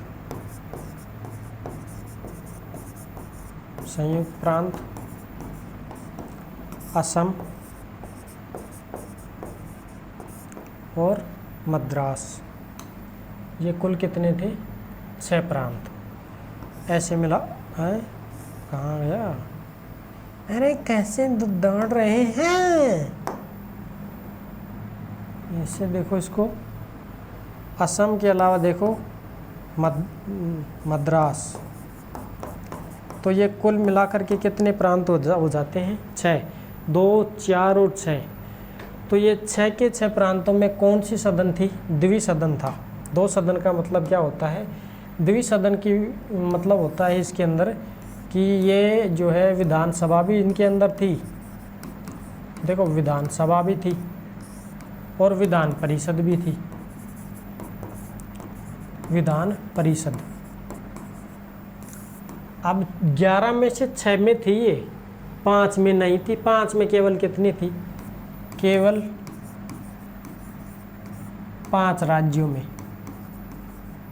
5 राज्यों में केवल विधानसभा, 5 राज्यों, चलो रहने दो, बच गए जो 5 राज्य थे ना, उनमें क्या थी, विधानसभा थी, और ये क्या थी, विधान परिषद, जो 6 प्रांतों में थी विधान परिषद, बाकी सब में विधानसभा थी। ये देखो अस्थायी सदन था, अस्थायी सदन था,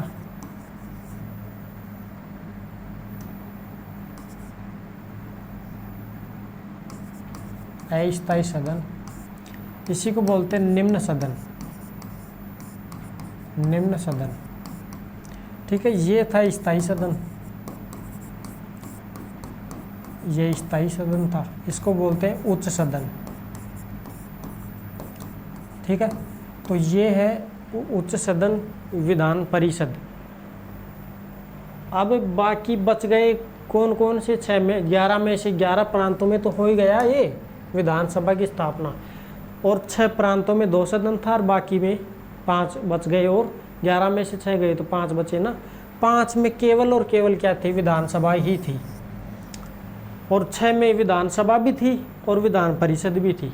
तो विधानसभा ही थी जो कौन कौन से थे, एक तो सिंध प्रांत था, सिंध, पंजाब, उड़ीसा, और जो है उत्तर पश्चिमी प्रांत और मध्य प्रांत थे।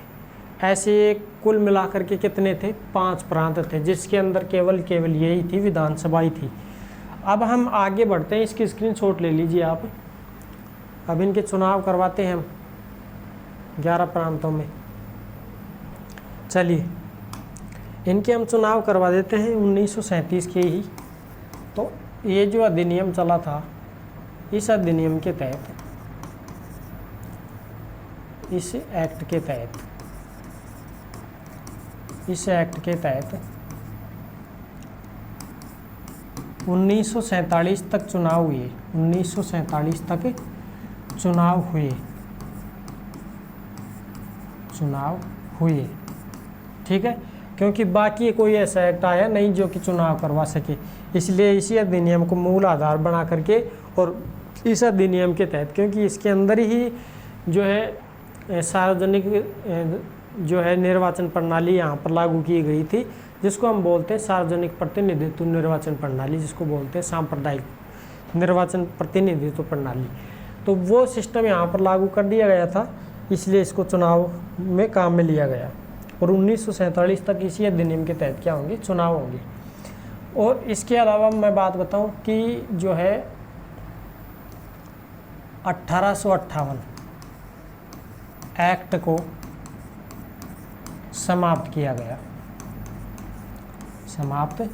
गया इसी अधिनियम के तहत। यानी ये अधिनियम आ गया ना, फिर 1858 को क्या कर दिया, नष्ट नाबूद कर दिया, यानी कि समाप्त कर दिया।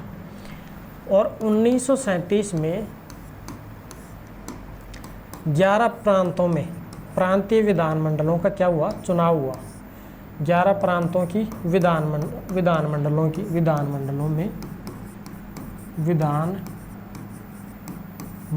के चुनाव हुए। अब इन चुनावों के अंदर क्या हुआ कि 5 प्रांतों में कांग्रेस को बहुमत मिला उस समय।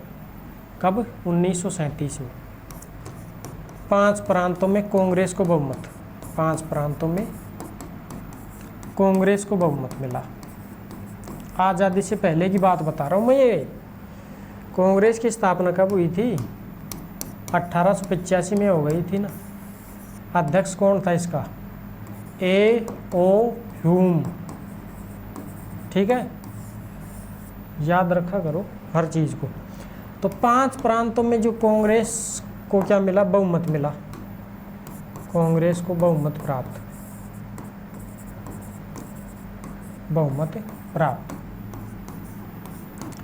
5 प्रांत, नाम भी लिखवाऊँ क्या, नाम आप कमेंट में बताओ, नाम मुझे तो पता है, आप कमेंट में बताओ। मैं 2-4 नाम लिखवा देता हूँ, एक आपको बताना पड़ेगा, सरल सा छोड़ूंगा आपके लिए, हिंट भी दे दूंगा मैं ताकि आप समझ जाएं। कमेंट में बताओगे आप, 4 मैं लिखाऊंगा, नहीं चलो 3 मैं लिखाऊंगा, 2 का हिंट दे दूंगा, वो आप कमेंट में बता देना। यहाँ तक वीडियो देखा होगा तो किस किस ने देखा है यहाँ तक वीडियो, पता चल जाएगा मुझे। तक भाई हाँ ये इसने देखा है, इस बंदे में दम है। तो देखो जो पहला है 5 प्रांतों में से, 5 प्रांतों में से अगर नाम बताई मैं आपको, पहला बिहार, फिर मैं दूसरा नाम बताऊं बरार मद्रास, एक नाम और बता देता हूं मैं आपको, बिहार हो गया, बरार मद्रास हो गया। इसके अलावा अगर हम उड़ीसा की बात कर लें, उड़ीसा हो गई, और 2 का मैं हिंट दे रहा हूँ, 3 हो गए, 4 और ये 5। जहाँ पर 11 प्रांतों में जो चुनाव हुए थे ना विधानमंडलों के 1937 में, तो 5 प्रांतों में कांग्रेस जीत गई थी। तो 5 प्रांतों में 3 का नाम मैंने लिखवा दिया, बाकी 2 का मैं हिंट दे रहा हूँ, वो आप लिखना। इंग्लिश में हिंट दूंगा, उसको देखना, चलो हिंदी में दे दूंगा, मैं है, ठीक है, और से और पै। अब इसका पूरा नाम आपको कमेंट में लिखना है। देखते हैं किस किस को यहाँ तक समझ में आ रहा है, कौन कौन यहाँ तक वीडियो देख रहा है, वो आप कमेंट में बताएंगे। इन दोनों के नाम, चौथा है और एक 5वां है, 5 प्रांतों में से, ठीक है। आगे बढ़ते हैं, स्क्रीनशॉट ले लेना, कमेंट करके लेना स्क्रीनशॉट, ठीक है। अब देखो 2-4 पॉइंट और हैं इनके, लिखवा देता हूँ मैं।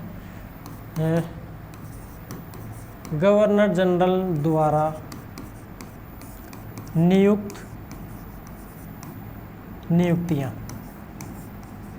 कि भाई गवर्नर जनरल जो है ना, वो कौन कौन को नियुक्त कर सकता है और हटा किसको सकता है, ठीक है। तो हटाना और नियुक्ति देना किस किस को कर सकता है, उनको हम देख लेते हैं। सबसे पहले तो अगर हम बात करें तो जो है महाधिवक्ता,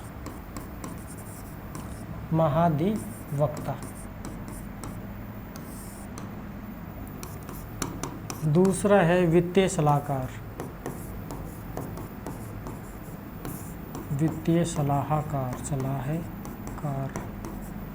2। आगे देखते हैं, तीसरा जो है अगर हम बात करें रेलवे बोर्ड का,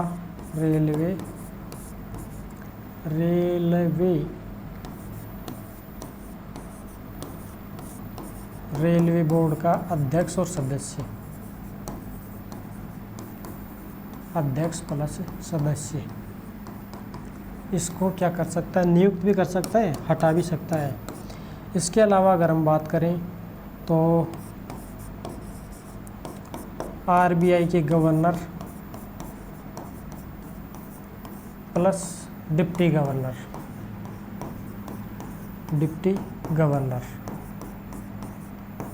इसको भी लगा सकता है, हटा सकता है।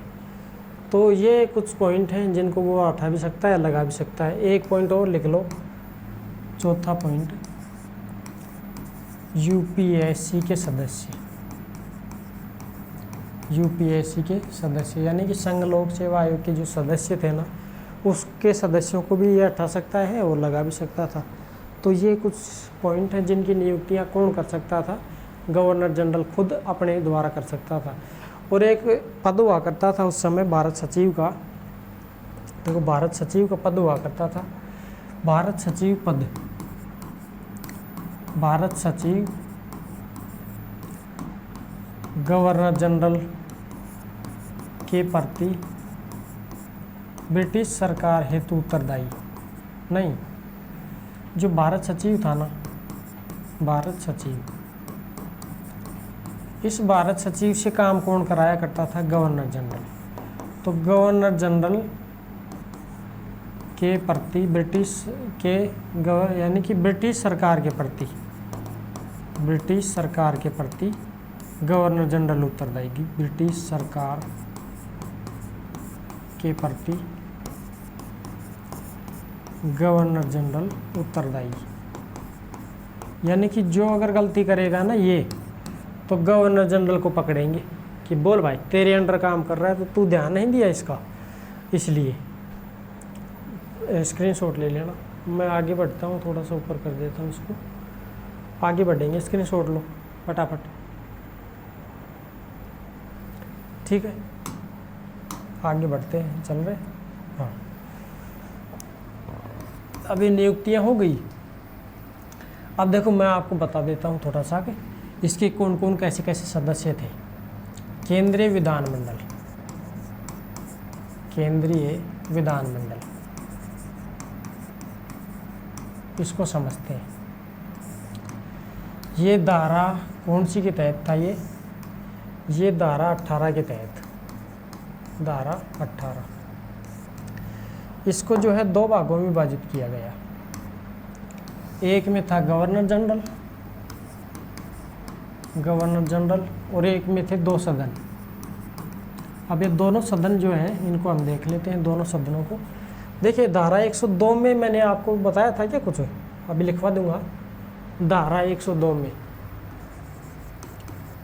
धारा 102 में गवर्नर जनरल आपात की घोषणा कर सकता है, आपात की घोषणा। 1935 चल रहा है इसमें। तो एक गवर्नर जनरल, एक यहाँ पर खुद हो गया केंद्रीय विधानमंडल, कौन सी धारा के तहत? ये 18 के तहत। और एक दो सदन कौन कौन से हो गए? जो पहला तो सदन था ना, वो तो था राज्य परिषद, राज्य परिषद। और जो दूसरा सदन था उसको बोलते थे हम केंद्रीय विधानसभा, केंद्रीय विधानसभा। तो जो केंद्रीय विधानसभा है ना, ये इनको दो को देख लेते हैं हम स्पेशल। अब देखो इसको ले लो, स्क्रीनशॉट ले लेना चाहो तो। अब इसको देखते हैं स्पेशल, हम समझते हैं इन दो को। संघीय विधानमंडल, विधानमंडल। अब संघीय विधानमंडल में देखो एक साइड में तो थी कौन सी? राज्य परिषद, राज्य परिषद। और एक साइड में थी क्या? केंद्रीय विधानसभा,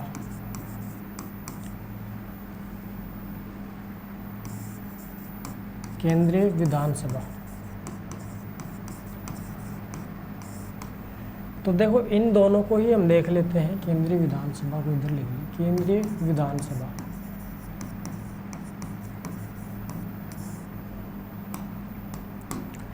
केंद्रीय विधानसभा एक है राज्य परिषद, इसको इंग्लिश में बोलते हैं council of state, council of state. ये स्थायी सदन था,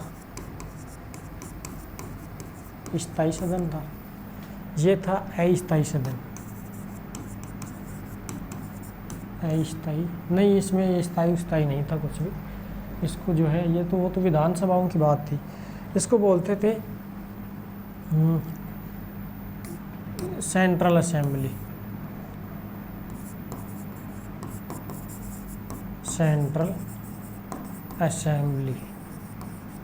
ठीक है, तो केंद्रीय विधानसभा ये हो गई। यहाँ पर जो है निर्वाचन हुआ करता था ना, इनका निर्वाचन, ये निर्वाचन यहाँ तो था प्रत्यक्ष, अप्रत्यक्ष, ये अप्रत्यक्ष निर्वाचन था यहाँ। और ये जो था ना, ये इसका निर्वाचन था प्रत्यक्ष, यहाँ प्रत्यक्ष निर्वाचन हुआ करता था। और वहाँ कौन सा था? अप्रत्यक्ष रूप से निर्वाचन। इसका जो कार्यकाल था ये 3 वर्ष का था। इसका कार्यकाल कितने साल का था? कार्यकाल 3 वर्ष। और इसका कार्यकाल कितने साल का था? 5 वर्ष। ये कार्यकाल था इसका 5 वर्ष का। ठीक है, धारा 5 के तहत, धारा 18(5) के तहत, धारा 18(5) कार्यकाल की बात कर रहा हूँ मैं, 5 साल यानी 5, 18(5). और ये जो है ये कौन सी है? 18(1), इसका विभाजन है। विभाजन मतलब 18(2) है ये विभाजन इसका, 18(2) है। फिर वहाँ पर 18(5) आ जाएगा, ठीक है। और धारा है यही धारा, ये केंद्र का विभाजन जैसे 2 चरणों में हुआ, फिर ये धारा 18(5) ये कार्यकाल इसका दर्शाती है। यहाँ पर अगर सदस्यों की बात करें, सदस्य कुल सदस्य कितने थे, तो ये देखो कुल सदस्य तो यहाँ पर थे 260, इसको अलग कलर में लिख देता हूँ। कितने थे कुल मिलाकर सदस्य इसके 260। इसके जो कुल सदस्य थे वो 375 थे। 375 में से ब्रिटिश प्रांतों के कितने थे, ब्रिटिश प्रांतों के, ब्रिटिश प्रांत ऊपर हो जाएगा ना, हाँ, ब्रिटिश प्रांत के अलग थे, देशी रियासतों के अलग थे, देशी रियासतों के, ठीक है। इधर भी देखो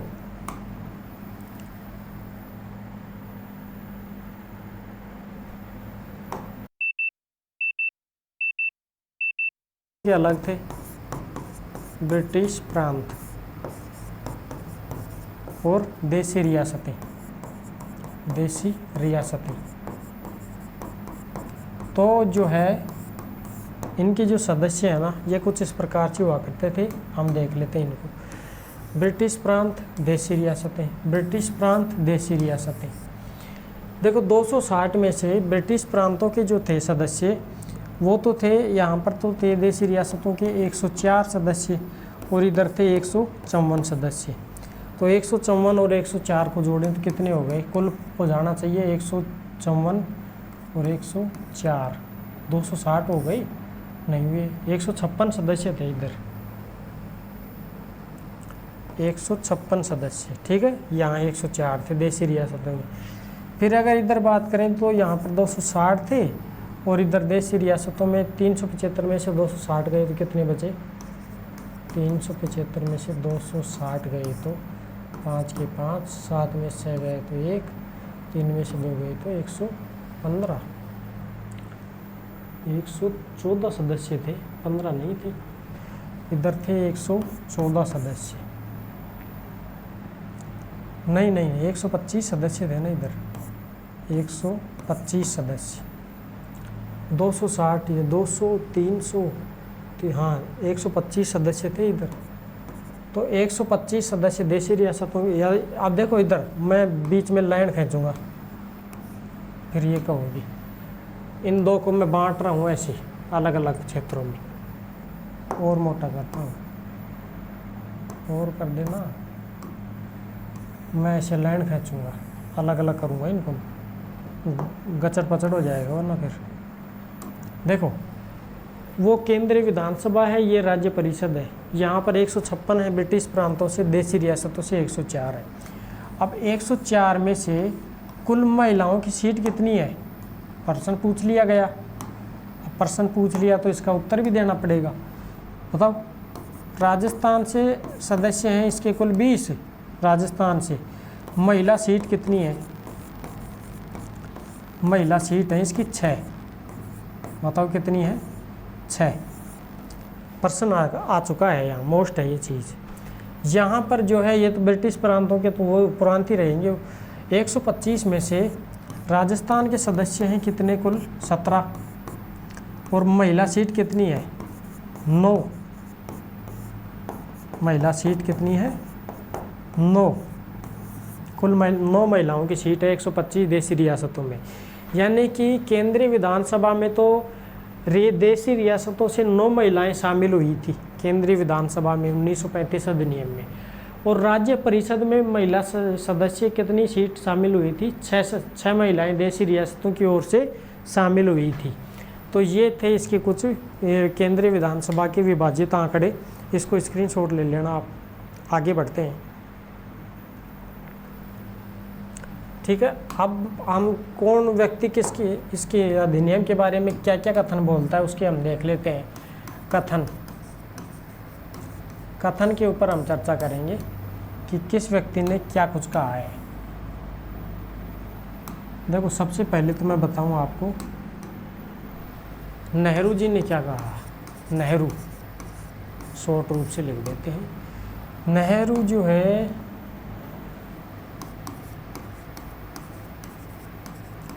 नेहरू ने फिर यहाँ पर जो है और जो है नेहरू हो गया, जिन्ना हो गया, ठीक है। जिन्ना के अलावा जो है एटली हो गया, एटली के अलावा और आगे बढ़ेंगे। फिर पहले इसको देख लेते हैं। देखो इसने जो कहा, नेहरू जी ने कहा क्या कहा था कि बिना ब्रेकों की, इंजन रहित, बिना ब्रेकों की इंजन रहित मशीन, इंजन रहित मशीन कहा। किसने? नेहरू जी ने। इसके अलावा और क्या कहा? और ये कहा कि ये जो है गुलामी दास्ता का पत्थर, गुलामी दास्ता का अधिनियम, अधिनियम, ठीक है। जिन्ना ने कहा सड़ा हुआ, पूर्णतः सड़ा हुआ, पूर्णतः सड़ा हुआ, ठीक है। ये कहा। एटली ने इसको अविश्वास का प्रतीक माना, अविश्वास का प्रतीक, ठीक। तो ये पॉइंट है। कुछ और लिखना चाहें तो और भी हैं, लिख दो, लिख दें क्या है भाई, लिख दें क्या? चलो एक और लिख लेते हैं।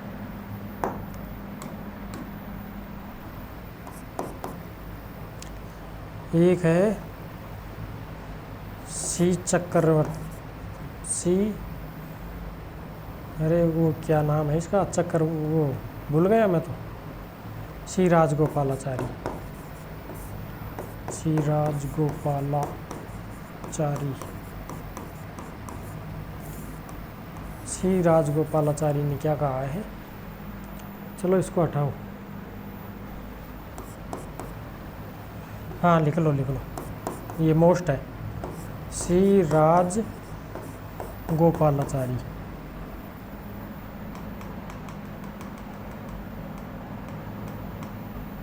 सी राजगोपालाचारी ने क्या कहा है? इसको, ये मोस्ट है, लिख लो, इससे ही है, ये मोस्ट है। इसने कहा है कि ये जो है ना द्वैध शासन से भी घिरा हुआ है, द्वैध शासन से भी बुरा, से भी क्या बताया इसने? बुरा। तो ये कुछ आदमी हैं जिन्होंने ये दिए हैं। तो ये हो गया आप आज का अपना क्या 1935 का भारत शासन अधिनियम। आई होप कि आपको इसमें से बहुत सी बातें, ज्ञान की बातें मिली होंगी। और ये लंबा सफ़र चला है अपना, लगभग 1.5 घंटे का सफ़र है ये। और इसके बाद में हम संविधान सभा की ओर कूच करेंगे। अगला नाश्ता हम दिल्ली में करेंगे, ठीक है। धन्यवाद।